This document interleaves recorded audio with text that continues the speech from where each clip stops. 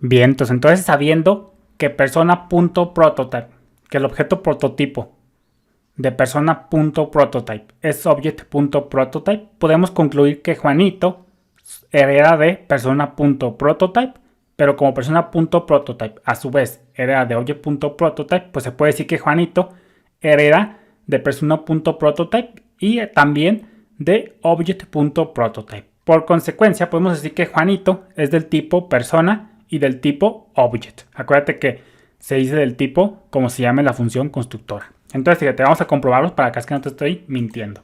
Ya vimos que por defecto las propiedades prototype de las funciones constructoras, su objeto prototipo es object.prototype. Esto ya lo checamos y por consecuencia podemos sacar esa conclusión, que los objetos que heredan de persona.prototype son del tipo persona y a su vez son del tipo object. Vamos a comprobarlo.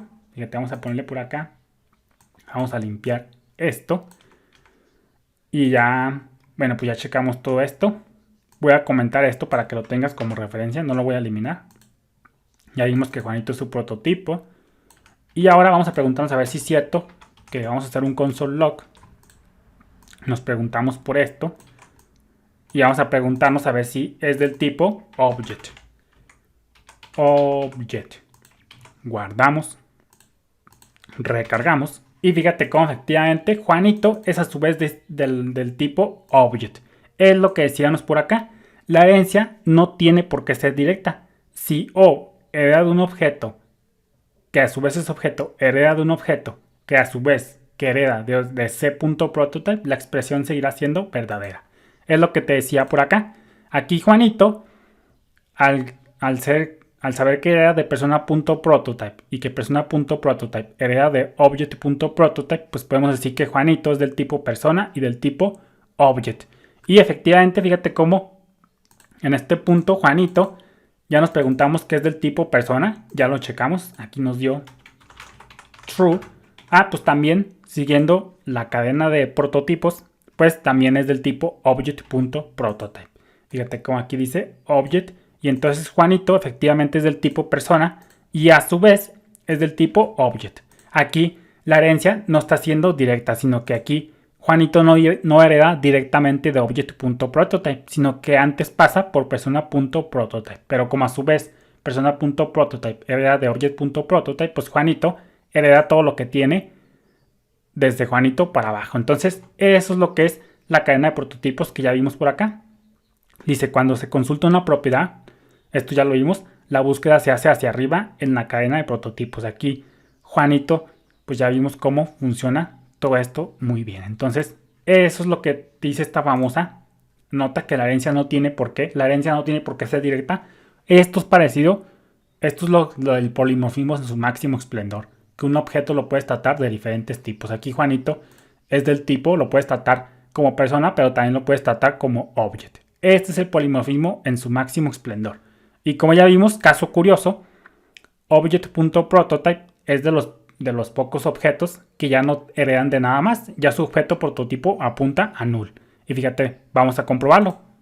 Vamos a hacer aquí un log que diga tráeme el objeto prototipo de object.prototype. Fíjate, vamos a guardar. Vamos a recargar. Y fíjate cómo nos da null. Efectivamente, entonces acá ya el objeto prototipo de object.prototype ya apunta a null. Vamos a ponerle por acá el azulito. Y acá ya es null. Y lo vamos a poner en rojo.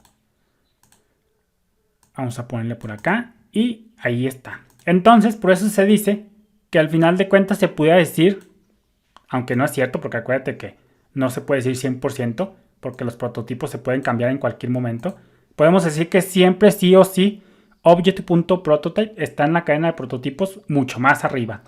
Puedes poner tú tantas subclases como tú quieras. Aquí, por ejemplo, persona.prototype se puede decir que es una subclase de object.prototype.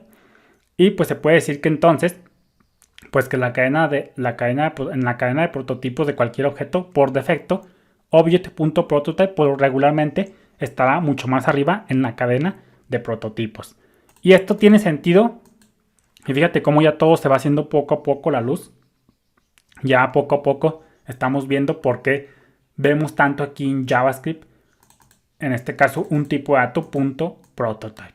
Quiere decir, por tanto, que ahora que ya sabemos todo esto, quiere decir que inicialmente, lo que yo te decía, inicialmente aquí en JavaScript, la forma legítima de crear objetos, la primera forma primitiva, así que de las primeras formas, es haciendo esto, let objeto es igual a new object y hacemos un log de objeto, guardamos, recargamos y fíjate cómo ahí tenemos nuestro objeto vacío. Esta fue la primera forma, vamos a poner por acá, esta de aquí partió todo lo referente a la programación orientada a objetos en JavaScript. Y como ya sabemos, object, pues nosotros ya vimos esta sintaxis, nosotros ya sabemos que podemos crear objetos con new object. Quiere decir que new object, fíjate cómo tiene mayúsculas, empieza con mayúsculas. Podemos decir que object es una función constructora. Por consecuencia, nosotros vemos que es object.prototype. Fíjate cómo efectivamente ya todo se está haciendo, ya se está viendo poco a poco la luz.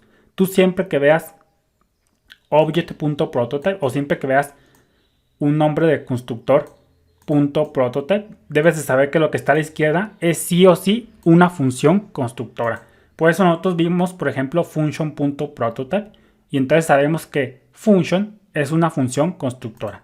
Entonces podemos decir por acá, ya te lo había mostrado por acá, siempre que veas la sintaxis constructor.prototype, debes de saber que lo que está a la izquierda, es decir, el constructor, es un tipo o una función constructora. Saludos.